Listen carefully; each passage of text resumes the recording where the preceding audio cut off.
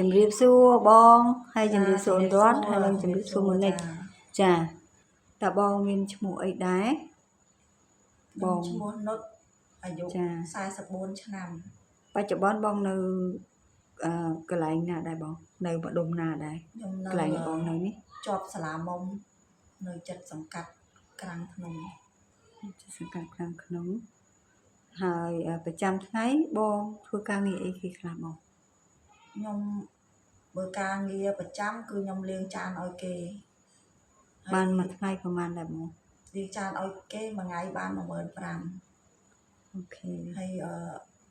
ខ្ញុំមានស្រង់ដេដែរប៉ុន្តែយូរបានម្ដងទេស្រង់ដេគឺមួយបាន400ចាហើយខ្ញុំធ្វើការមួយមុខទៀតគឺខ្ញុំលក់សាច់ត្រីពងឲ្យគេចំណេញបានមួយឈុត2000តែថ្ងៃខ្លះក៏ខ្ញុំលក់អត់ដាច់ដែរថ្ងៃខ្លះក៏ដាច់បាន3-4ឈុតតាមហ្នឹងទៅចាអញ្ចឹងប្រចាំថ្ងៃរបស់បងគឺបងមានការងារធ្វើប៉ុន្តែមិនទៀងទាត់ទេមែនទេតែការដែលបងទៅលាងចានគឺទៀងទាត់ប្រចាំថ្ងៃទៀងទាត់ចាអញ្ចឹងការងារដែលបងដេកសរងអត់ទៀងទាត់ទេហើយការលក់ដូរប្រចាំថ្ងៃក៏អត់ទៀងដែរថ្ងៃខ្លះអត់លក់អត់ដាច់សោះអញ្ចឹងនៅក្នុងប្រភពចំណូលរបស់បងក្នុងមួយខែតើបងអាចស្មានបានថាបងអាចចំណូលអាចប្រហែលប្រហែលដែរបងចំណូលបើលាងចានចំណូលទាំងអស់ដែលបងសរុបចាលាងចាន150ហើយនឹងលក់អីវ៉ាន់នេះអាចបានតុង50ទៅ60ទៀតលក់សាច់ត្រីពងហ្នឹងហើយនឹងសរងអាចបាន200,000ទៀតបើសរុបមកខ្ញុំបាន200ជាងអូខេជាង200ហ្នឹងប្រហែលជា200ប្រហែលដែរបងតុងថាត្រឹម250ចុះ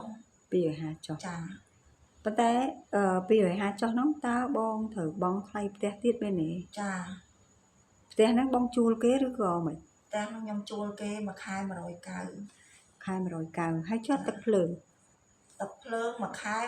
70000ទៅ80000ចឹងក្នុងមួយខែទឹកផ្ទះទាំងថ្លៃទឹកភ្លើងចឹងវាចូល200អាចនឹង210ណា210ទៅ220ស្ថានភាពហិរញ្ញវត្ថុនៅក្នុងគ្រួសាររបស់បងមានការ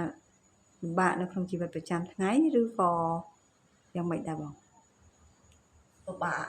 កខ្លាំងព្រោះខ្ញុំរកបានមកសម្រាប់តែបង់ថ្លៃផ្ទះហើយបង់ទឹកភ្លើងតែសម្រាប់អាហារហូបចុកគឺអត់គ្រប់គ្រាន់ចាគឺអត់មានម្ហូបអាហារឲ្យកូនបានហូបគ្រប់គ្រាន់ពេលដែលអូនទៅរៀនទៅសាលារៀនតើអូនមានផលវិបាកអ្វីខ្លះបាទនៅពេលដែលខ្ញុំទៅសាលារៀនផលវិបាកគឺខ្ញុំអត់បានរៀនគួរបានគ្រប់មុខដូចគេព្រោះអត់មានលុយគ្រប់គ្រាន់ហើយពេលទៅរៀនខ្ញុំអត់មានលុយទៅរៀន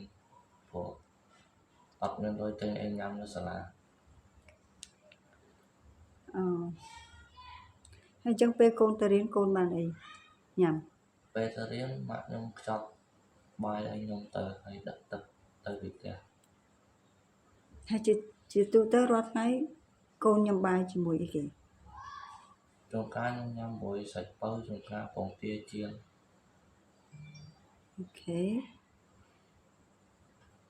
កូនឈ្មោះអីឈ្មោះមិញឈ្មោះកូនឈ្មោះអីគេខ្ញុំឈ្មោះនុកបរតអាយុប៉ុន្មានកូនអាយុ17ឆ្នាំហើយរៀនថ្នាក់ទីប៉ុន្មានដែររៀនថ្នាក់ទី12ថ្នាក់ទី12កូនចូលចិត្តរៀនការសិក្សារបស់កូននោះអ្វីដែលកូនចូលចិត្តជាងគេមានអីគេការសិក្សារបស់ខ្ញុំចូលចិត្តជាងគេគឺគណិតវិទ្យាបាទតើគោលបំណងតើសេចក្តីសង្ឃឹមរបស់កូននៅក្នុងគោលបំណងអនាគតកូនចង់ធ្វើអីសេចក្តីបំណងនៅគោលបំណងខាងមុខរបស់ខ្ញុំគឺខ្ញុំចង់ក្លាយជាអ្នកគូប្លង់ស្ថាបត្យករតែសប្តាហ៍ថ្ងៃនេះយើងអត់មានលទ្ធភាពនឹងរៀនដល់អ្វីដែលយើងមានគោលបំណងនឹងទេមានទេបាទ ខេហើយសប្តាហ៍នេះកូនទៅរៀនតែកូនអត់មានទៅធ្វើការក្រៅម៉ោងអីទេណាគឺដឹងតែយើងដឹងតែរៀនទេណា បាទខ្ញុំទៅរៀន ចាហើយត្រឡប់មកផ្ទះវិញមើលមេរៀន បាទ អញ្ចឹងកូនអត់បានជួយការងារអីតែយើងថាយើងអត់បានទៅធ្វើការងារអីដើម្បីជួយរកចំណូលជួយម៉ាក់ទេមែនទេ បាទ ចាអូនឈ្មោះអីគេដែរអូនស្រី ខ្ញុំឈ្មោះមុននិចអាយុ12ឆ្នាំ អូននិចអាយុ12ឆ្នាំតែកូនរៀនថ្នាក់ទីម៉ានហើយកូន រៀនថ្នាក់ទី7 រៀនថ្នាក់ទី7ហើយមានផលវិបាកអីខ្លះនៅពេលដែលអូនទៅរៀនណា ផលវិបាករបស់ខ្ញុំគឺអត់បានរៀនអង់គ្លេសដោយសារមកអត់មានលុយឲ្យរៀន អញ្ចឹងហើយពេលកូនទៅសាលាកូនមានអីញ៉ាំ ខ្ញុំអត់យកអីទៅញ៉ាំផងព្រោះអីរៀនតែកន្លះថ្ងៃយកទឹកមកដបទៅរៀន ហើយកូនមានតែគិតទេថាពេលដែលយើងម៉ាក់យើងអត់មានសមត្ថភាពដូចជាម្ដាយគេដតីឲ្យយើងញ៉ាំគ្រប់គ្រាន់ឬក៏ដូចថាឲ្យយើងអាចទៅសាលារៀនមានថវិកាខ្លះតើកូនដែរតូចចិត្តអត់ តូចចិត្តតែអាណិតម៉ាក់ អូខេអញ្ចឹងនៅក្នុងការកូនសិក្សាមេរៀនដែលកូនសិក្សានៅក្នុងសាលារៀនអញ្ចឹងប្រចាំការសិក្សារបស់កូននឹងលទ្ធផលនឹងមានការលំបាកអីមានតែប៉ុណ្្នឹងទេមែនទេមានតែការប៉ុណ្្នឹងទេឬក៏ដូចជាមេរៀនដែលកូនរៀនមានការពិបាកនៅក្នុងការកូនរៀនឬក៏យ៉ាងម៉េចដែរ អត់មានទេមានតែអត់បានរៀនអង់គ្លេសនឹងបើចំពោះមិនរៀនខ្ញុំធម្មតារៀនអត់អីផង កូនអាចរៀនបានណា ចា អញ្ចឹងគោលបំណងរបស់កូននៅពេលដែលកូនរៀនអនាគតសេចក្តីសង្ឃឹមរបស់កូននៅគោលបំណងនៅថ្ងៃអនាគតតើកូនចង់ធ្វើអី ពេលអនាគតខ្ញុំចង់ធ្វើជាអ្នក designer តើពេលដែលកូនរៀនអញ្ចឹងកូនត្រឡប់ពីសាលាមកកូនមកផ្ទះឬក៏កូនមានការងារអីដែលកូនត្រូវធ្វើដែលជួយនៅក្នុងសេដ្ឋកិច្ចរបស់ម៉ាក់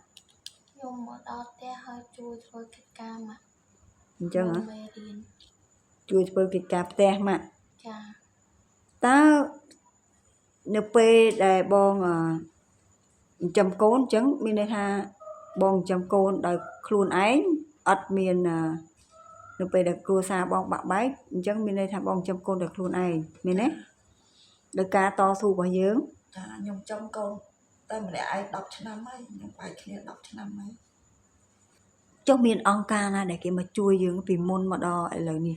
មានដែរអត់ អត់មាន អត់មានទេណា ចា យើងអត់ដែរបានទទួលពីអង្គការណាមកជួយយើងទេមែនទេអត់មានទេណាអូខេតើបងសង្ឃឹមថានឹង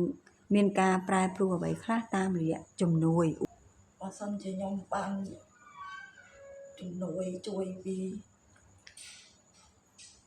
គឺខ្ញុំបានមានម្ហូបគ្រប់គ្រាន់ឲ្យកូនហូបព្រោះថ្ងៃខ្ញុំខ្វះខាតនឹងការហូបចុកនឹងខ្លាំងដូចខ្ញុំប្រាប់ខាងលើចឹងថាលុយដែលខ្ញុំរកមកតិចតួចគឺខ្ញុំសំឲ្យតែថ្លៃផ្ទះនិងថ្លៃទឹកភ្លើងហើយខ្ញុំអត់ការហូបគឺពួកខ្ញុំហូបអត់ដែរគ្រប់គ្រាន់ចឹងបើសិនជាខ្ញុំមានជំនួយគឺខ្ញុំអាចខ្ញុំឲ្យកូនបានហូបគ្រប់គ្រាន់ ហ្នឹងហើយខ្ញុំសូមជម្រាប ចា លា ចាអរគុណសូមជម្រាបលាព្រះប្រទានពរ ចា